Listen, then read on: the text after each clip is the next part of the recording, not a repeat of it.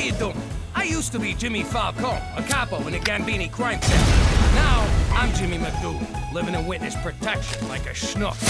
But I gotta admit, sometimes I can't help but wonder if it ain't my own damn fault. You see, a while back I needed to ask the Don for a favor. Oh, buona notte, sweet fishy. Don Gambini, I come to you on my knees to ask you to call off the hit on my Uncle Cheech. Cheech, he talks a lot, but he don't mean no. No! By the way, not easy keeping the Don in one piece. He was a great man, a brilliant criminal mind, but kind of a spaz. As I was saying, Cheech don't mean no harm. He's just a little light in the cranial region. Hey, Jimmy, look at that storm brewing. Is that lightning? Son of a bitch, it is lightning!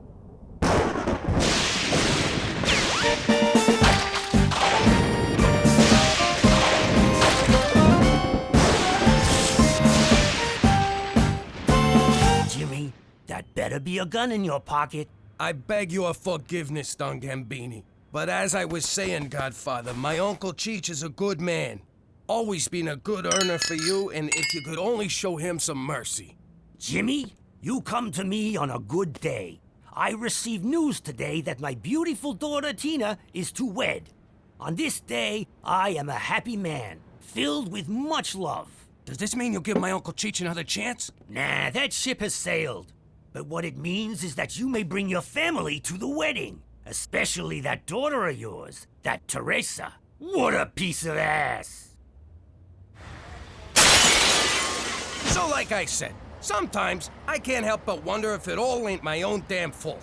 'Cause that's why we wound up in witness protection here in Regina? Saskatchewan. But if you think I'm gonna beat myself up over it, forget about it. Let me tell you something about a friend of ours named Jimmy. I made the wise guy and the capo with the Gambini. But when he found out that they'd be whacking Uncle Cheech, he'd take the boss, he threw him from the 19th floor suite. Wasn't much along till the mob all went and dead. So Jimmy had no choice but to talk to all the feds. The feds would say they heard that they could use him as a pawn. So he ratted out his friends and moved to Saskatchewan. Forget about it. Forget about it. Forget about it. Oh, forget about it.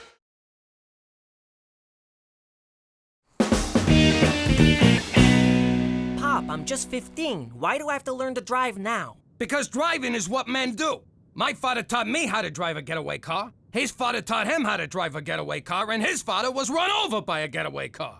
Is this supposed to convince me? Petey, there's nothing better in the world than driving. Well, drinking. Drinking and driving. But not together. You don't drink and drive, you stupats! You know, I wasn't gonna bring this up, but since you're into this whole bonding thing, my school's having a father-son recycle drive this Friday. Will you come with me? Listen, Petey, I'm pretty sure I have something on Friday. I just haven't made up what it is yet. Now come on, make like we're being chased by the cops. All right, give me the keys. Keys.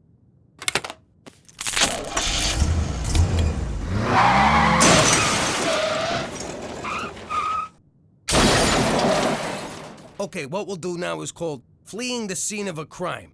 Drive, drive, drive!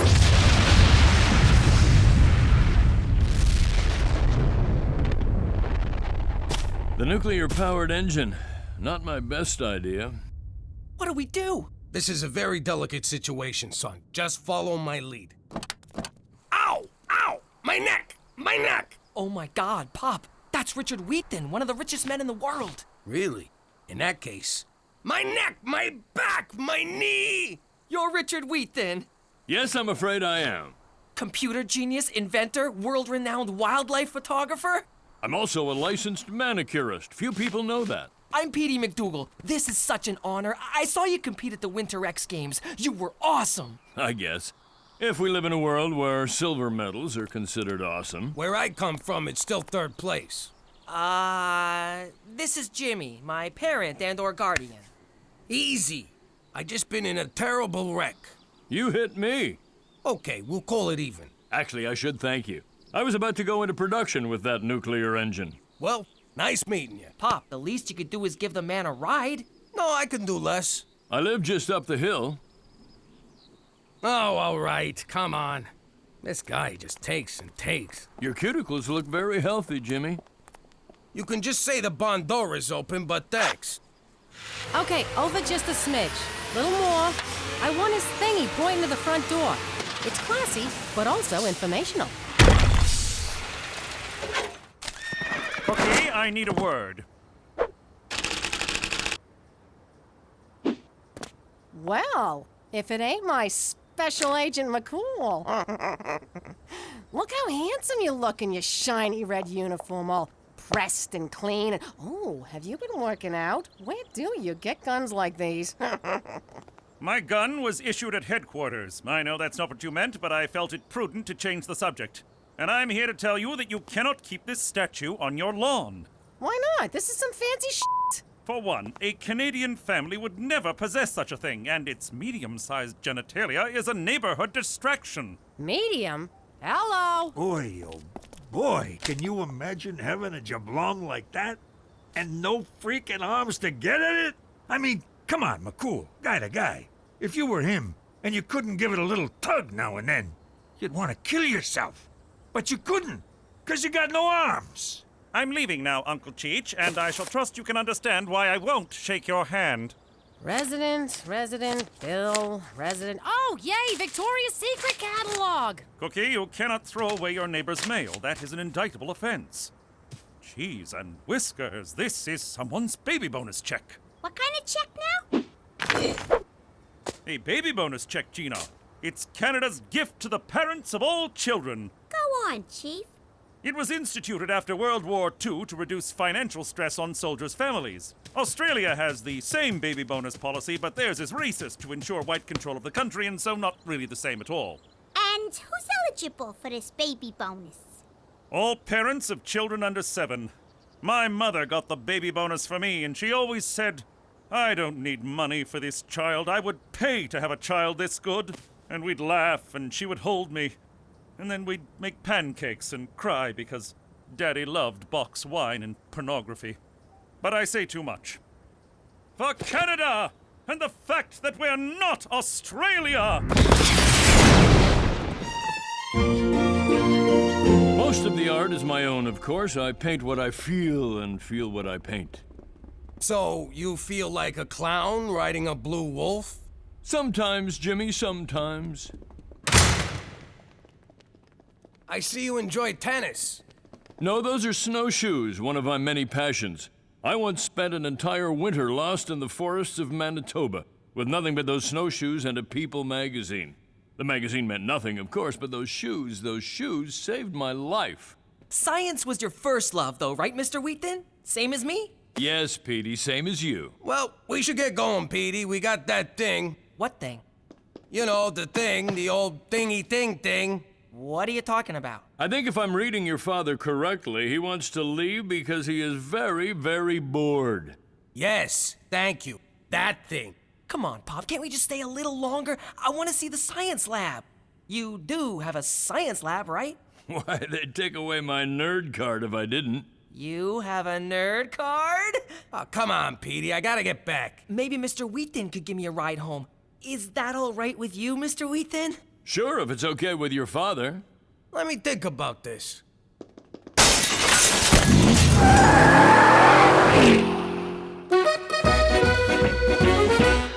out of my bedroom.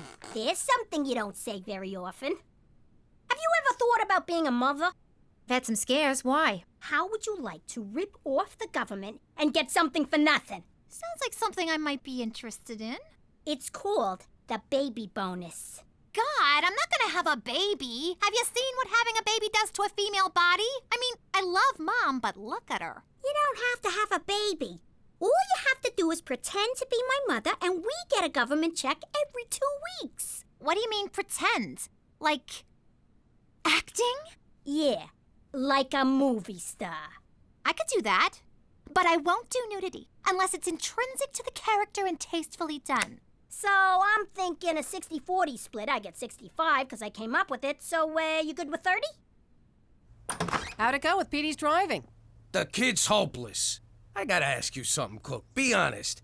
Is he mine? Jimmy, sometimes I'm not even sure he's mine. So where is he? I left him out at some Jillionaire's house in the country. Petey ran him off the road, so we drove him to his mansion, and it had all kinds of stuff the kid liked. Are you out of your mind? You left a teenage boy with some strange man you know nothing about, who has toys and gadgets to lure young boys to his compound? Well, when you put it like that, it sounds bad. Mom, Dad, I can drive! It's so easy! Watch!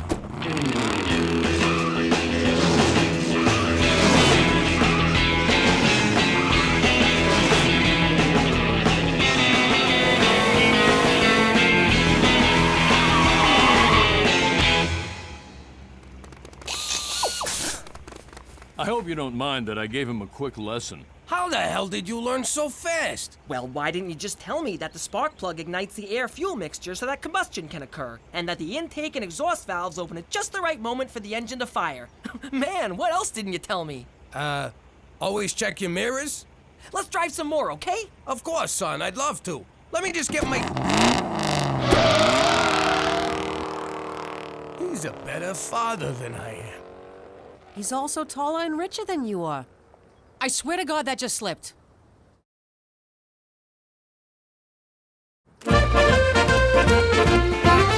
Great breakfast, Cookie. Sure is. They say breakfast is the most important meal in the morning. Mr. Wheaton says a man could survive on a grain of sand for 2 weeks if he had to. Yeah, if he doesn't mind love handles. Anyway, Ma, we gotta run. I'm taking Gina to the mall. Oh, that fills my heart. 2 sisters spending the day together shopping. Since we moved here, I never get to see my sainted sister, that painted hoe, and I miss her so. Here she goes. Time for the waterworks. Boo-hoo-hoo. You will not disrespect your grandmother that way. You're not my mother. You're my sister. Don't talk back to me, young lady. You know, Mr. Wheaton and his sister have a variety show in England. Jeez, Petey, can we talk about something else for a change? How's about football? Sure. Did you know Mr. Wheaton's great-grandfather invented football? Every time someone throws a pass, his family gets $6. You're killing me, Petey. On and on about this guy. It's not like the man can fly. Just invented it. It runs on beetle dung. I've got one for you, Petey.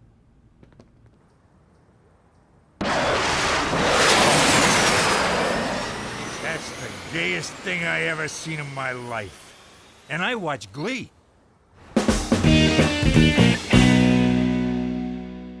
OMG. It says here we could go to prison for committing fraud. That's fraud. And only if you get caught. I can't go to prison, Gina. Those guys would go crazy for me. It would be a woman's prison, numbnuts. Even worse, I'd have to chop off my hair and buy a flannel. Take it easy. No one's going to jail because you are a great actress. Right, I forgot. Okay, let me get into character.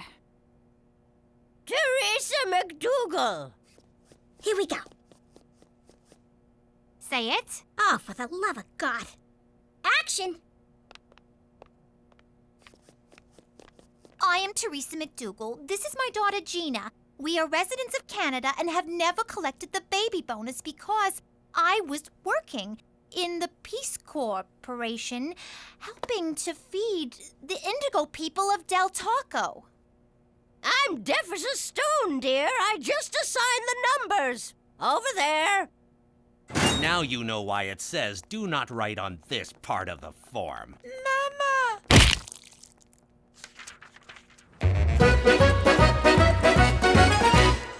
Jimmy, are you okay? It looks like there was a hit in here. There wasn't, was there? Nah, come on, Cook. What do you think I am, an animal? I only whack people in the garage. So what's going on? You only make sauce when you're upset. Ah, Cookie.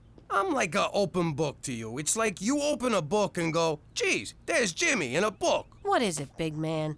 Okay, it's just that Petey's hanging out with his new fancy friend and I feel like I've been replaced. You ain't been replaced, you big dope. Petey looks up to you. If you want your boy back, you take him back. Good news, Pop. I invited Mr. Wheaton to the father-son recycle drive. He said yes, so you're off the hook. Aren't you happy? No, I am not happy, Petey. You are my only son, and I will not allow you to go without me.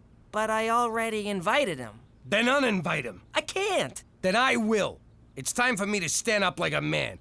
I will be your escort to the father-son dance. It's not a dance. Then why did I buy this corsage?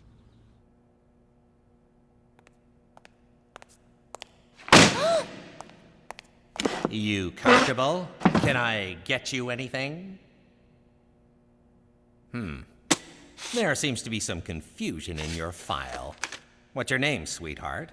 Teresa McDougal. Where were you born? Don't mess with us, baby cakes. Your so-called daughter's being questioned in the other room, and she's singing like a canary. So I'll ask you one last time. Where were you born? Canada? All right, good enough. Let's go get your check. So you know for next time, you can do this online. Look, you seem like a nice guy, but Petey is my son, which makes me his father, which means I'm the one who should take him to the father-son whatchamacallit. Look, I don't want to step on anyone's toes, but recycling is one of my pet projects. I invented the blue bin. Few people know that. Why don't we both take him? No son of mine is showing up with two daddies at something as important as a whatchamacallit. Well, I already told him yes. I can't say no now. You can if I tell you to. You will if I tell you to, and I'm telling you to. No, I don't think so, Jimmy. I don't think you know who you're dealing with. Since you brought it up, you do look kind of familiar. Okay. I didn't want to have to do this. Oh my God! You're Jimmy Falcone! All right, you could take the kid. I am not Jimmy Falcone. I don't even know who that is. Of course you are. Come here, I want to show you something. I've always been a mafia nut. I totally followed your trial. So I'm dying to know, when you whacked Sammy the Sparrow, did you really use a lead pipe? No, it was an axe handle. And I am not Jimmy Falcone. And was your Uncle Cheech really the wheelman on the Altamonte Foods heist? Nah, it was Nicky the Nail. It was supposed to be Cheech, but he was holed up in a hotel in Jersey with a school teacher he met. Funny story, really. I mean, I am not Jimmy Falcone! I can't believe I didn't recognize you right away. All right, fine, you got me. What do you want? I want us to be friends, Jimmy. Ah, for f***'s sake. What do you think would happen if we was made, Cheech? I thought we was made. No, I know we're made men. I mean, what if we was made by somebody here in Regina? I don't care who done it, Jimmy. Just so long as we was made. I hope this is good, Jimmy. I was polishing my knob. Look how shiny it is. Now, what seems to be the problem? Listen, I'm just wondering, hypochondriacally speaking, what would happen if we was made? What are you talking about? You see what I mean? It's hard to follow. I'm just wondering what you feds would do if somebody recognized us. Would you, I don't know, waste him so that the person that was made wouldn't have to do it himself? No, nothing would happen to the person who recognized you, but we would immediately move you and your family north. I thought this was north. There's a more north? So north you'll your pants just for the heat. But why do you ask? Have you been spotted? No, not at all. The thing is, there's this father-son dance coming up at the high school, and wondering if you wanted to take Petey. Why, Jimmy? So you can stay home and watch porn and drink cheap wine? Well, I won't be part of it. For Canada, where poop is your friend and also your blanket. We did it! We totally burned Johnny Canuck! Oh, I feel kind of bad now that I know his name. This is gonna buy a lot of candy. All right, but only one piece a night and you must brush immediately after. Will you knock it off? What? I'm still in character. We're home now. You're not my mother. You never had a baby. I knew this day would come. Gina, it's natural to be curious about where babies come from. Who said I'm curious? When a man and a woman love each other, they have a lot of intercourse. A lot. Hey, I am not hearing where babies come from you. I don't want to get too technical because I'm not a doctor. But when a man's peeper gets hard... Goodbye! You get back here, young lady. I am still pretending to be your mother. And if that's not enough, may I remind you, it's my name on the check? Nothing is worth this. You can have it all.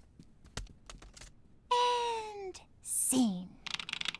Petey, I thought it over, and you can go to the father-son whatchamacallit with wheat then. Seriously, Pop? Oh, man, you're the best! I do what I can, son. Wait then, it's me, Jimmy. I think you're right about us being friends. What do you say we go snowshoeing? Out in the tundra, where no one can see us or hear us for miles. So after the Campanelli boys got through with them, we had to start calling them Johnny Two Legs. Amazing. Tell me another one. All right, here's one. A few years back, we was robbing a safe of Frankie 3 to the right, 8 to the left, 7 to the right. Nobody could figure out the combination. So we blew it up! Wow, this is awesome. You know, I'm starting to wonder if I know too much. I know your name, the crimes you've committed, where you're in hiding. If this were a movie, you'd have to whack me. Yeah, if this was a movie. Oh, crap.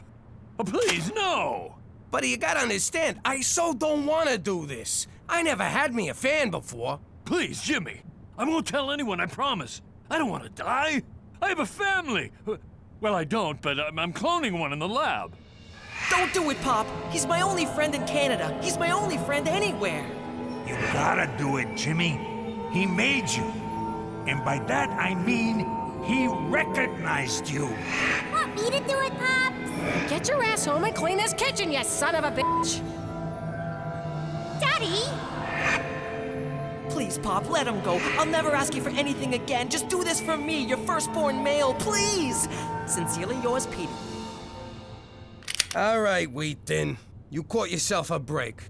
Let's head back. Thank you, thank you. And I meant it when I said I'll never tell anyone. Jimmy, I have homes all over the world. Paris, Beijing, Rome. I hang out with world leaders and movie stars. I don't want them to know I live in Regina. You know, my family invented ice fishing.